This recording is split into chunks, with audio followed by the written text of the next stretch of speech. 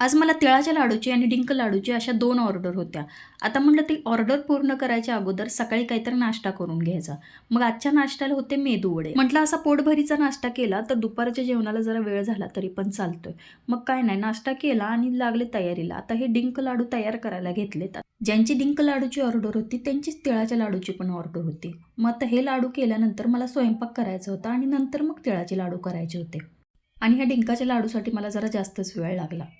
कारण मध्येच एकदा लाईट पण गेलेली. मग काय नाही, हे सगळे डिंकाचे लाडू तयार करून घेतले आणि हे सगळे थंड होण्यासाठी ठेवून दिले. आता हे लाडू तयार करून झाल्यानंतर मग म्हटलं स्वयंपाकाला लागावं. आता स्वयंपाकाला लागले आणि मसाला भाजायला घेतला आणि बघते तर तेवढ्यात हाताखालची चटणी पण संपलेली. मग काय नाही, गॅस बंद केला आणि नवीन चटणी काढली. ही चटणी हाताखालच्या भरणीत भरून ठेवली आणि नंतर मग बाकीचा सगळा स्वयंपाक करून घेतला. आता हा स्वयंपाक करून घेतला, जेवलो बिवलो आणि नंतर दुपारच्या वेळेस असे तिळाचे लाडू करायला घेतले. आता हे तिळाचे लाडू केले आणि ज्यांची जशी जशी ऑर्डर होती त्याप्रमाणे डिंकाच्या लाडूची आणि तिळाच्या लाडूची ऑर्डर पूर्ण केली.